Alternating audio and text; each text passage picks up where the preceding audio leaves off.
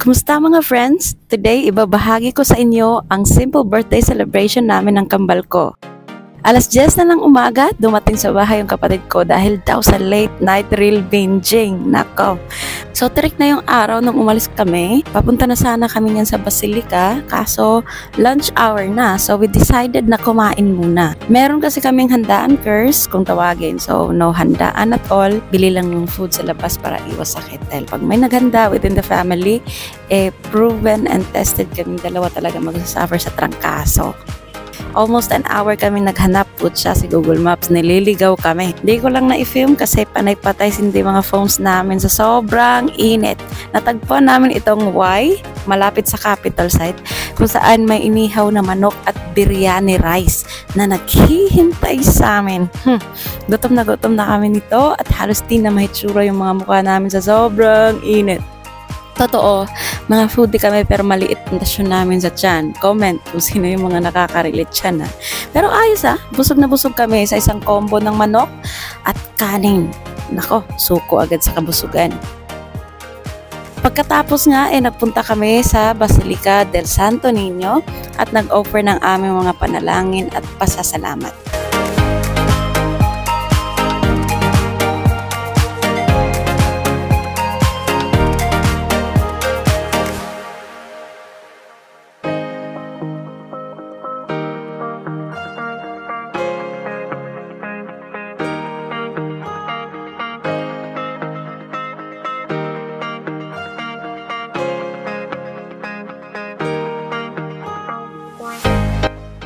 Feeling photographer lang, di ba? Oh, ganda ng shots ng kambal ko, except nung sa akin.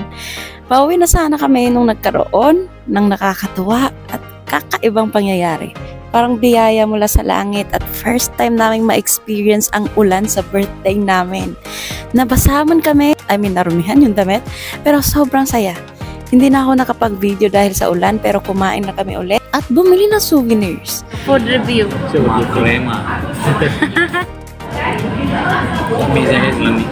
Pagkatapos ng paghahanap ng cake at paglabag sa diet sa Manila Food Shop, tinapos namin ang araw sa bahay ng kapatid ko kasama ang kanyang pamilya, and tawanan lang at ang nagliliyab na kantila ng pagdiriwang ng selebrasyon sa aming kaarawan.